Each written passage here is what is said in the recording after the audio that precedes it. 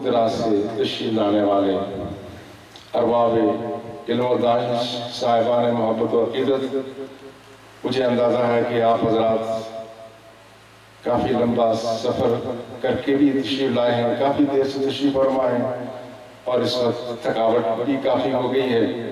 میں نہیں چاہوں گا کہ کوئی گفتگو کا سلسلہ آغاز کروں۔ رسول اللہ صلی اللہ علیہ وسلم کی یہ بھی سنت تھی کہ رسول اللہ نہیں چاہتے تھے کہ اہل ایمان پر کوئی چیز گراں گزرے۔ خاص طور پہ جب لوگ تھکاوٹ کا شکار ہوتے تھے، رسول اللہ صلی اللہ علیہ وسلم اس بات کا خاص اہتمام فرماتے تھے کہ جب تک لوگ اللہ کا ذکر خوش دلی سے سن سکتے ہیں، کر سکتے ہیں، اسی وقت تک ان کو ذکر کرایا بھی جائے، سنایا بھی جائے۔ اور آپ کی خاموشی سے یہ بھی اندازہ یہ چیز ظاہر ہو رہی تھی کہ شاید آپ پوری طرح سے اس معاملے میں یکسو نہیں ہے، لیکن یہاں ہمارے ادب والے لوگوں کا کوئی انداز یہ ہے کہ یہ خاموش ہو کر ہی داد دیتے ہیں۔ اللہ آپ کو جزائے خیر عطا فرمائے۔ یہاں آج اسٹیج پر میرے حوالے سے بہت ساری ایسی باتیں ہوئی ہیں کہ جس سے یہ پیرو نکل سکتا ہے کہ شاید اس سے اپنی شہرت مقصود ہے، اور جو آدمی یہ نتیجہ اخذ کرتا ہے وہ بھی غلط نہیں ہے۔ بلکہ کچھ لوگوں نے جب ہم نے عرس شروع کیا تو یہاں سے کچھ لوگ یورپ گئے، وہاں جا کے انگلینڈ میں بتایا کہ اس آدمی نے ایک سلسلہ شروع کر رکھا ہے۔ وہاں ایک بڑے پڑھے لکھے آدمی تھے، انہوں نے مجھے لکھا کہ لگتا یہ ہے کہ آپ وہاں اپنے گھر کے قریب کوئی مرجع خلائق بنانا چاہتے ہیں۔ تو میں نے ان کو کوئی جواب نہیں دیا، اور جو کچھ آج جس طرح سے ہوا یہ کہا گیا کہ اگر آپ نے تزکیہ نفس حاصل کرنا ہے تو اس کے پاس آئیں، بیعت ہو جائیں۔ کسی نے کسی انداز میں کوئی بات کی، اس کے بعد اگر کوئی آدمی یہ نتیجہ اخذ کرے تو وہ نتیجہ اخذ کرنے میں غلط بھی تو نہیں ہے۔ یہی ہوتا ہے، دنیا دار بھی یہی کرتے ہیں۔ یہ جو دنیا دار ہے یہ کہتے ہیں کہ ہم تو نہیں چاہتے تھے، ہمارے لوگوں نے، یہ جو الیکشن میں کھڑے ہوتے ہیں یہ کہتے ہیں جی ہم تو کھڑے نہیں ہو رہے تھے، لوگوں نے کھڑا کر دیا، حالانکہ کوئی کسی کو کھڑا نہیں کرتا۔ یہ عام رسم زمانہ یہی ہے کہ جہاں تعریفیں ہوتی ہیں وہاں پیچھے تحریک ہوتی ہے کہ یہ تعریف کی جائے۔ لہٰذا اس ساری صورتحال میں اگر کوئی یہ نتیجہ اخذ کرے، میں اس کو الزام نہیں دوں گا، میں اس کو الزام نہیں دوں گا۔ اپنے محسنوں سے گزارش کروں گا کہ خدا را میرا ذکر نہ کیا جائے، میرا یوں سمجھ لیں کہ میں یہاں موجود ہی نہیں ہوں۔ ہماری یہ خواہش ہے کہ ہماری خاک، یہ خاک بڑے اور ہماری خاک سے مسجد اور مدرسے نکلے، ہم بے نشان ہو جائے، ہمارا خود کی روزہ کوئی نشان نہ، خدا ہمیں بے نشان کرے، اللہ اپنے دین کے نشان کرے۔ یہ ہمارے دل کی آواز ہے۔ اور سامعین کرام یہ بات جو ہے یہ کہاں سے، یہ بات کیوں ہے؟ یہ میرے والد کی تربت پہ اللہ اپنی رحمتیں برکتیں نازل فرمائے۔ ہمارے بزرگوں نے ہمیں یہ نہیں سکھایا، کبھی یہ اپنی تشہیر ان کا مقصود نہیں تھی۔ اگر یہ بات یہ کہوں کہ اب مجھے یہ چیز اچھی نہیں لگتی، کیوں نہیں اچھی لگتی؟ اس لیے نہیں اچھی لگتی کہ جس طرح آج ہمارے بزرگوں کو جنہوں نے دیسی گھی استعمال کیا شروع میں، آج ان کو یہ مرغ دیں تو اچھا لگتا ہے، اور ان کو دیسی گھی اچھا لگتا ہے چونکہ بچپن میں کھایا ہے۔ جو چیز عمر کے ایک حصے میں جہاں آدمی کی سوچ بنتی ہے، جو چیز آدمی نے استعمال کی اس سے آدمی مانوس ہوتا ہے، اور جس چیز سے آدمی بچا رہا وہ چیز بری لگتی ہے۔ آج ہمارے سامنے ہماری کوئی تعریف کرے تو ہمیں بری لگتی ہے، اس لیے نہیں کہ ہم متقی ہیں، اس لیے کہ جس مرد درویش کے پاس ہم نے زندگی گزاری ان کے دسترخوان پہ ہم نے یہ کچھ نہیں دیکھا تھا۔ یہ کمال، یہ کریڈٹ ان کو جاتا ہے کہ جنہوں نے کبھی نہ اپنی تعریف، اپنے آپ کو نہ درویش ظاہر کیا، نہ کوئی صوفی ظاہر کیا، نہ پیر ظاہر کیا۔ 22 سال کی عمر میں جس کو سارے اسباق مکمل ہونے پر مرشد گرامی جس نے اپنے بیٹے کو بھی خلافت نہیں دی تھی، اس نے 22 سال کی عمر میں کشمیر سے ایک جانے والے طالب کو جس کے ساتھ کوئی خونی رشتہ نہیں ہے، میرٹ کی بنیاد پر، اہلیت کی بنیاد پر خلافت دی، مگر اس شخص نے 40 سال تک خلافت کو چھپا کے رکھا۔ ان سے پوچھ لیں، یہ جاتے تھے وہ کہتے نہیں کہ کسی اور کے پاس چلا جاؤ، یہ کرم ہے، یہ ان کا۔ ہم نے یہ چیزیں دیکھی نہیں، ہمیں یہ چیزیں اچھی لگتی ہی نہیں ہیں۔ اور آپ نے دیکھا جہاں جن لوگوں کی سرش میں، جن لوگوں کو خاندانی طور پہ یہ جو ہمارے سیاستدان دنیا دار لوگ ہیں، جتنی تعریف کرو ان ظالموں کا پیٹ نہیں بھرتا، جتنی تعریف کرو گے تھوڑی سی بات مزاج کے خراب ہوگی بگڑ جائیں گے. اللہ کے فضل و احسان سے ہمارے بزرگوں نے، ہمارے پیر و مرشد نے، ہمارے ان بزرگوں نے ہمیں یہ کچھ سکھایا ہی نہیں ہے، اس لیے ہمیں یہ چیز اب اچھی ہی نہیں لگتی. اس لیے جہاں تک ہو سکے ہمیں اس چیز سے محفوظ رکھا جائے. اور میں بالکل واضح طور پہ یہ بات بتانا چاہتا ہوں کہ میں تزکیہ نفس کا اہل نہیں ہوں. کوئی آدمی غلط فہمی کا شکار نہ ہو. میں تزکیہ نفس کا اہل نہیں ہوں. میں خود کہتا ہوں کوئی ایسا ملے جو میرا تزکیہ نفس کر لے. میں تزکیہ نفس کا اہل. ہاں یہ بات ضرور ہے، یعلمہ الکتاب والحکمہ، یہ جو تلاوت آیات اور یہ جو تعلیم دین ہے یہ ہم کرتے ہیں. تزکیہ کا مرحلہ یہ بات کا ہوتا ہے. ہماری یہ خواہش ہے، یہ کرتے ہیں. جو ہمارے پاس آتا ہے اس کی زبان پر ہم قرآن جاری کرا دیتے ہیں. دل جاری کرانے والا کوئی اور آ جائے گا. قرآن آپ نے دیکھا 3 بچوں کی آج ہم نے یہاں دستار بندی کی. جو بچے آپ نے ہمارے پاس بھیجے ان کا دل تو ہم جاری نہیں کرا سکے مگر ان کی زبان پہ ہم نے قرآن جاری کرا دی ہے. ایک مرحلہ مکمل ہو گیا. اور ہم بے ادب ہی نہیں بناتے. جو یہاں آئے گا وہ ادب لے کے جائے گا. قرآن اگر نہیں پڑھ سکتا تھا تو وہ عربی لہجے میں قرآن پڑھنا سیکھ جائے گا، تلاوت کر لے گا. اتنا ہم کر سکتے ہیں. اس سے زیادہ تزکیہ نفس، چونکہ جو آدمی خود تزکیہ نفس کے کسی منزل پہ فائز نہ ہو وہ کسی کا تزکیہ نفس نہیں کر سکتا. آپ آئیں گے، ہم بیٹھ کے مل کے ذکر کریں گے. کوئی نوجوان جس کی رات اللہ کی نافرمانی میں گزری، جس کی جوانی بے خدا مناظر دیکھنے میں گزری، وہ اگر سچی توبہ کر کے اگر ہمارے پاس آ کے بیٹھے گا، مجھے یقین ہے اس کی سچی توبہ کی برکت سے میرا بھی تزکیہ نفس ہو جائے گا. یہ بات لے کر کے آئیں تو اس سے فائدہ ہوگا. اور میں صرف یہ عرض کرنا چاہتا ہوں کہ ہمارے بزرگوں نے جو طریقہ ہمیں عطا فرمایا اس میں یہ چیزیں ہمیں بڑی نامانوس سی لگتی ہے. اللہ ان کی تربت پہ اپنی رحمتیں برکتیں نازل فرمائے. اور انہوں نے جو توحید کا سبق انہوں نے دیا، اصل توحید تو صوفیہ کے پاس ہے. حضرت علامہ کے ہم شکر گزار ہیں کہ یہ مختصر نوٹس و تشریف لائے. میں تھوڑی سی وضاحت بھی کر لوں. ہم نے ڈاکٹر اشرف آصف جلالی صاحب کو مدعو کیا تھا لاہور سے، اور اس میں جو کہ یہ اشتہار لگے ہوئے ہیں یہ بھی ایک وعدہ ہوتا ہے. آپ پوچھیں گے لکھا کچھ آپ نے اور علی صاحب تشریف لائے ہمارے سر آنکھوں پہ، لیکن آپ نے اشتہار میں نام تو کسی اور کا دیا تھا. پر کچھ چیزیں ایسی ہیں جو انسان کے قبضہ قدرت میں نہیں ہیں. ہم امید کرتے ہیں اللہ ہمیں معاف فرمائیں گے. یہ ایفا عید نہیں ہو سکا. میں نے ٹکٹ آج سے 2 ہفتے پہلے بھیج دی تھی. آج صبح کی ان کی فلائٹ مس ہو گئی، 8:30 بجے کی فلائٹ مس ہو گئی. انہوں نے کیا کرا، میں نے کہا تشریف لائے. 1:30 بجے کی فلائٹ پہ وہ تشریف لائے. ہو سکتا ہے لنگر ختم ہونے سے پہلے یہاں تشریف لائے، آپ زیارت بھی کر لیں گے. لیکن کچھ چیزیں ایسی ہیں جو ہمارے قبضہ قدرت میں نہیں تھی. اور کل ان کا بیان انشاءاللہ راولہ کوٹ میں ہوگا. 1 بجے آپ راولہ ہل ٹاپ ہوٹل میں تشریف لائے. کل ان کا وہاں خطاب ہوگا. یہ میں ایک تھوڑی سی ضمن وضاحت کرنا چاہتا ہوں. میں عرض یہ کرنا چاہتا ہوں جو توحید ہے وہ توحید خالص ان حضرات کے پاس ہے. ان کے پاس توحید خالص کیوں ہے؟ توحید کے کئی مرحلے ہیں، اللہ کو ماننے کے کئی مرحلے ہیں. مگر 5 چیزیں ایسی ہیں، 5 بیماریاں ایسی ہیں جو دور سے نظر آ جاتی ہیں. 5 بیماریاں ایسی ہیں جو بہت قریب سے جا کے نظر آتی ہے. بتوں کے سامنے سجدہ کرنا یہ گناہ ہے، شرک ہے، ہر آدمی دور سے دیکھتا ہے. کسی قبر کے ساتھ طواف کرنا یہ شرع درست نہیں ہے، جائز نہیں ہے. یہ چیز ہر آدمی محسوس کرتا ہے. کسی قبر کو سجدہ کرنا تعظیم کا ہو تو یہ گناہ ہے، عبادت کا ہے تو یہ شرک ہے. کوئی آدمی قبر کو سجدہ نہیں کرتا. جو سجدہ کرتا ہے وہ ہم میں سے نہیں ہے، ہم اس کو مسلمان نہیں سمجھتے اگر عبادت کو نظر سے کرتا ہے. یہ وہ ساری چیزیں ہیں جو بازار نظر آ رہی ہیں. یہ موٹی موٹی بیماریاں ہیں. مگر اس ملت کا اصل مسئلہ اور ہے. کچھ بیماریاں ایسی ہیں جو قریب سے ہو کر بھی نظر نہیں آتی ہیں. وہ بیماری کون سی ہے؟ وہ ریاکاری ہے. تعریفیں کرانا، اپنی کرامتیں بیان کرنا، اپنی رات کی تہجدوں کی کیفیتیں لوگوں کو سنانا، لوگوں سے نعرے لگوانا، اور اللہ اور اللہ کے رسول کی تعریف کے بجائے اپنی تعریفیں کرانا. یہ وہ جرم ہے کہ جو بظاہر آدمی کو نظر نہیں آتا.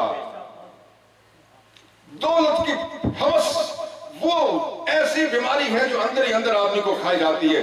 اور رسول اللہ صلی اللہ علیہ وسلم نے فرمایا انہو اخفا من دبیب النمل فی لیلۃ مظلمہ، فرمایا یہ جو ریاکاری ہے، نیت کا کھوٹ ہے، یہ اتنی خطرناک اور پوشیدہ ہے کہ رات کی تاریکی میں چٹیل پتھر کے اوپر سے چیونٹی گزر جائے تو کوئی نظر آتا ہے نشان اس کا؟ نہیں نظر آتا۔ فرمایا یہ ریاکاری ایسا جرم ہے کہ جس طرح رات کی تاریکی میں چیونٹی کا پتھر سے گزر جانا وہ نشان کسی کو نظر نہیں آتا، اس طرح سے یہ ریاکاری نیت کا کھوٹ نظر نہیں آتا۔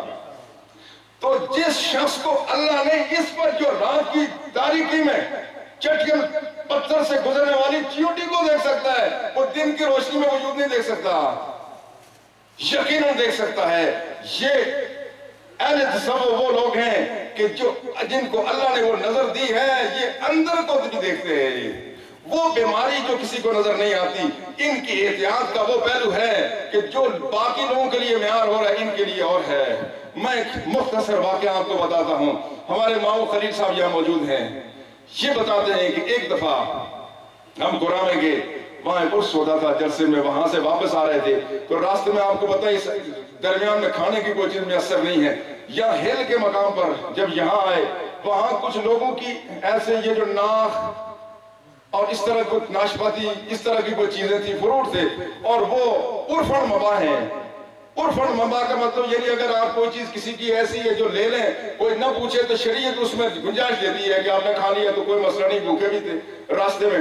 اب وہاں یہ کہتے ہیں کہ ہم کچھ لے آئے فروٹ، اس میں علماء بھی تھے۔ میں آپ کو اب یہ بتانا چاہتا ہوں علماء متقین کون ہیں اور علماء ظاہر کون ہیں۔ جو حضرت نے فرمایا وہ ظاہر کے لوگ کون ہیں، باطن کے لوگ کون ہیں۔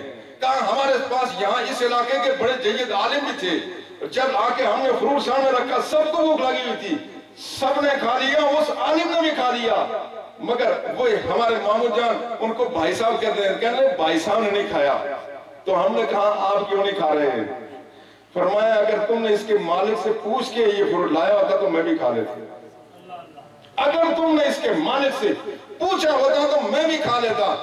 اپنے تقوی کا ڈڈورا نہیں پیٹا کہ کہیں کہ یہ تم فروٹ لے آئے ہو، نہ کھانا نہ کھانا، میں تو نہیں کھاؤں گا چونکہ تم نے پوچھا نہیں۔ آدمی نے پوچھا تو بتا دیا کہ اس لیے نہیں کھا رہا ہوں کہ اس کے مالک سے تم نے اجازت نہیں دی۔ یہ فرق ہے علماء ظاہر میں اور اللہ کے اولیاء میں۔ تو جو شخص ایسی چیز کہ جس میں شبہ بھی ہو سکتا ہے وہ نہیں کھاتا، وہ آدمی کبھی حرام کھا سکتا ہے، وہ کبھی حرام نہیں کھا سکتا۔ اب جو اللہ سے دوستی کی بات ہوتی ہے تو دوستی کا جو دنیا کا تصور ہے ہم اہل اللہ کو بھی اسی پیمانے پر رکھتے ہیں۔ دوستی کیا ہے کہ اپنے دوست کے بارے میں اچھی رائے رکھنا، کبھی اگر دعوت پہ بلائے تو چلا جانا، اور کبھی اس کو گھر پہ بلا لینا، اس کی خوشی میں شریک ہو جانا، غمی میں شریک ہو جانا، اس کی اولاد سے محبت کرنا، یہ دوستی ہے۔ اس سے زیادہ دوستی کوئی نہیں ہے۔ مگر اہل اللہ کی جو اللہ سے دوستی ہے وہ اس کا معیار اتنا بلند ہے۔ یہ جو تقوی کی بات ہے، ایک تقوی ظاہر کا ہے کہ ظاہر کو گناہ سے بچانا، اعضاء و جوارح کو اللہ کی نافرمانی سے بچانا۔ اولیاء کا تقوی دل کا تقوی ہے، اس سے گہرا تقوی ہے۔ اللہ کا ولی جب اس کے دل سے اللہ کے رسول کا ذکر یاد ختم ہو جائے وہ سمجھتا ہے یہ بات تقوی کے خلاف ہو گئی۔ یہ اتنا گہرا رشتہ ہے کہ اللہ جل شانہ پھر ان کو کی ہر طرح سے حفاظت فرماتا ہے۔ کوئی بات اگر یہ کر لیں جو کسی فتوے میں نہیں آتی، کسی فتوے میں کوئی مفتی فتویٰ نہیں دے سکتا، اللہ کا ان اپنے بندوں کے ساتھ تعلق یہ ہے معمولی چیزوں پہ اللہ تنبیہ فرماتا ہے۔ ہمارے بزرگ امام ربانی کے مکتوبات پڑھ رہے تھے، ایک دفعہ مسجد کے حجرے میں پڑھتے پڑھتے تھوڑی ٹیک لگا کے پڑھ رہے تھے تو وہاں سو گئے۔ یہ قرآن نہیں تھا، امام ربانی مجد الفسانی کے مکتوبات ہیں، تصوف کی کتاب ہے۔ سو گئے، فوراً امام ربانی خام میں آئے، کہا اب ہمارے مکتوبات کی یہی قدر رہ گئی ہے کہ آپ سوتے ہوئے اس کو پڑھ رہے ہیں، ٹیک لگا کے پڑھ رہے ہو، اب اس کی یہی قدر رہ گئی ہے۔ یہ بات انہوں نے مفتی محمود صاحب جو تحصیل مفتی نکیال میں ان سے یہ بات کی کہ آج مجدد صاحب نے مجھے تنبیہ فرمائی ہے کہ مکتوبات ٹیک لگا کے نہیں پڑھے جاتے۔ آپ خود اندازہ فرمائیں، جو لوگ حج کے لیے جاتے ہیں، آپ نے حرمین میں دیکھا جوتے اوپر رکھے ہوئے ہیں اور قرآن پاک نیچے رکھے ہوئے ہیں۔ وہاں لوگ سر کے نیچے قرآن پاک رکھ کے سو بھی جاتے ہیں. زمین پر آپ نے ایسا وہاں قرآن دیکھیں نیچے پڑے ہوئے ہیں. وہ بھی لوگ ہیں. اب بتاؤ ان کی توحید خالص ہے یا ان کی توحید خالص ہے؟ جو قرآن کو بھی قرآن کی بھی بے حرمتی کریں, قرآن کو سر کے نیچے رکھ کے سو جائے اور اوپر جوتے رکھیں, نیچے قرآن رکھیں, ان کی توحید سچی ہے یا ان کی توحید سچی ہے؟ کہ جن کی کسی ایسی کتاب میں جس میں قرآن کی آیت بھی ہو اس کو ٹیک لگا کے پڑھنے کی بھی ان کو اجازت نہیں ہے. یہ ہے تقویٰ.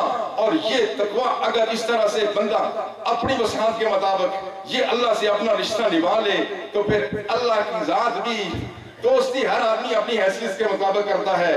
ایک فقیر درویش آدمی بادشاہ کو اگر پیش کرے گا تو کیا کرے گا؟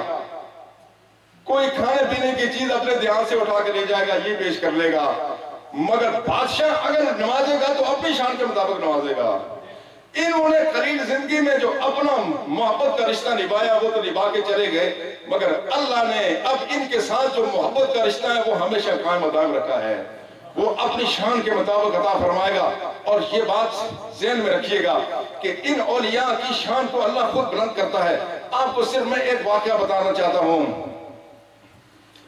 اکبر, جلال الدین اکبر کے نام سے جو مشہور تھا, اس کی نرینہ اولاد کوئی نہیں ہوتی تھی. جب نرینہ اولاد ہوئی تو مر گئی. اور رانی جودہ جو راجہ مان سنگھ کی بہن تھی وہ اس کے نکاح میں تھی, اس کے بدن سے بچے پیدا ہوئے مر گئے.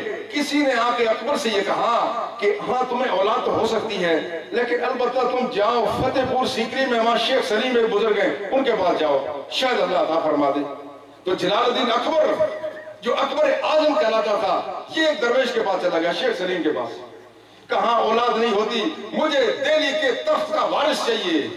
انہوں نے کہا اللہ کے فضل سے اولاد تو ہو جائے گی مگر اس کے لیے تمہیں جانا پڑے گا اجمیر شریف میں حضرت خواجہ معین الدین چشتی اجمیری کے مزار پہ. اب لوگ یہ کہتے ہیں کہ تم بتاؤ جو مر گیا ہے وہ تمہیں کیا فیض دے گا. میں پوچھتا ہوں شیخ سلیم زندہ ہیں مگر وہ اپنے مرشد کا پتہ دیتے ہیں جو آسودہ خاک ہیں. کہا اللہ اولاد تو دے گا مگر وہاں جانا پڑے گا. اور اس کے جہانگیری میں جہانگیر نور الدین جہانگیر لکھتا ہے کہ میرے والد میری خاطر فتح پور سیکری سے دہلی گئے, ایک جو اجمیر گئے 120 کوس ننگے پیر وہاں تک گئے. جلال الدین اکبر وہاں گیا. میں آپ سے یہ پوچھنا چاہتا ہوں اگر اولیاء کی عظمت بیان کرنا اور اولیاء کی عزتیں کرنا یہ بات شرک ہوتی تو کیا خدا کی ذات شرک کی حوصلہ افزائی کر سکتی تھی؟ یہ موقع تھا, یہ بڑا اہم موقع تھا. صرف زمین ہندوستان میں نہیں پورے عالم اسلام میں یہ اتنا اہم موقع ہے کہ جلال الدین اکبر کو دہلی کے تاج کا وارث چاہیے اور وہ وارث نہیں مل رہا ہے. ایک فقیر نے کہا تم اجمیر میں جاؤ اور اگر اس مرحلے پر ان کے پاس جا کر کے ان کی عزت بڑھانا مقصود نہ ہوتا, ان کے پاس کچھ نہ ہوتا. اب بچے دیتا کون ہے؟ یہاں لمن یشاء اناثا و یہاں لمن یشاء ذکورا ویزوجہ ذکرانا و اناثا ویجعل لمن یشاء عقیما. اللہ فرماتا ہے جس کو چاہتا ہوں میں بچے دیتا ہوں, جس کو چاہتا ہوں بچیاں دیتا ہوں, جس کو چاہتا ہوں بچے بھی دیتا ہوں بچیاں بھی دیتا ہوں, جس کو چاہتا ہوں میں اس کو لاولد کر دیتا ہوں. اب ہوا کیا, جلال الدین اکبر گیا اور حضرت خواجہ معین الدین چشتی اجمیری کے مزار پہ. اب اگر یہاں مزارات پہ جانا شرک ہوتا تو اگر جلال الدین اکبر کے گھر میں بیٹا ہونا بھی تھا اللہ نے لکھا ہوا تو بیٹا نہیں ہونا چاہیے تھا تاکہ اہل اسلام کو پتہ چل جائے کہ مزارات پہ کچھ نہیں ہوتا. جلال الدین اکبر گیا تو اس کی غلط فہمی تھی یہ لوگ بے بس ہیں جہاں جانا شرک ہے. مگر ہوا کیا, جب وہاں حاضری دی دوسرے ساتھ اللہ نے بیٹا عطا فرما دیا جس کا نام سلیم رکھا اور نور الدین جہانگیر کے نام سے یہ مشہور ہوا. تو یہ اللہ نے ان اولیاء کی یہ عزت رکھی ہے کہ جو اس کے ساتھ اپنے وفا کا رشتہ نبھاتے ہیں. جو ان کے پاس آ گیا خدا اس کو بھی کبھی محروم نہیں رکھتا, اس کو خدا محروم نہیں رکھتا. یہ توحید کا عجیب و غریب صبر جو ہے یہ ایسا ہے کہ جس سے بہت فتنے پیدا ہو رہے ہیں. میں آپ کو یہ دعوت دیتا ہوں آپ اپنے بچوں کو اس ماحول میں دیں کہ جس میں ہم کوشش کریں کہ نیکی ان کی طبیعت بن جائے, نیکی طبیعت بن جائے. طبیعت بننا اور بات ہے اور کسی بات کو کسی مرحلے پر ضرورت کا اختیار کرنا اور بات ہے. آپ بچوں کو دیں گے اور ہمارے پاس ہم بچوں کو بھیجیں. الحمدللہ ہم نے اہتمام کیا ہے. جو یہاں پر بھی آپ نے تقریر سنی, یہ بھی ہمارے شاہ ہمدان سکول میں یہ استاد پڑھاتے ہیں. ہم چاہتے ہیں آپ کے بچے عربی زبان نرسری سے بولنا شروع کر دیں. اس بات کا اہتمام ہم کر سکتے ہیں. ہم دینی تعلیم بھی دیتے ہیں, دنیاوی دیتے ہیں, اور ساتھ ساتھ ہم بچوں کو فری بھی تعلیم دیتے ہیں. ایک دارالمحمدیہ غوثیہ ہے, اس میں بھی بچوں کو الحمدللہ معیاری دینی اور دنیاوی تعلیم دی جاتی ہے. اسی دارالمحمدیہ غوثیہ جس کے ایک درخشندہ ستارے ہمارے علامہ علوی صاحب جن کا آپ نے بیان سنا, ہمارے ہاں دونوں طرح کی تعلیمیں ہیں. ہم کسی کو ولی تو نہیں بنا سکتے, مگر ولایت کی راہ پہ ڈال کے ولیوں کا محب بنا سکتے ہیں. اتنا ہم کرتے رہیں گے اور انشاءاللہ ہمیں امید ہے کہ ہماری یہ کوششیں اور کاشیں اللہ کی ذات رائگاں نہیں کرے گی. یہ کوششیں کاشیں رائگاں نہیں ہوں گی, اور یقیناً یہ اس راہ پہ چلنے سے آدمی کے دل سے خوف اور خطرے ختم ہو جاتے ہیں. اس راہ پہ چلنے سے خوف اور خطرے ختم ہوتے ہیں. میرے ایک عزیز کے ساتھ ہم ایک بات ہو رہی تھی, تو ایک صاحب نے کہا کہ اگر عالم برزخ میں اپنے اسلاف سے ملاقات کی آزادانہ اجازت ہو تو پھر اب ہمیں عالم برزخ میں جانے میں خوف کیا ہے؟ اگر یہی بات ہے کہ ہم ادھر سے ادھر منتقل ہوں گے, ہمارے آب و اجداد رسول اللہ کی ذات گرامی سے لے کے انبیاء کرام, شہداء کرام اور اولیاء اعظام, ان سب کی زیارتیں مقصود ہیں, تو اس دنیا میں اب رکھا کیا ہے؟ اس دنیا میں کوئی چارم ہے؟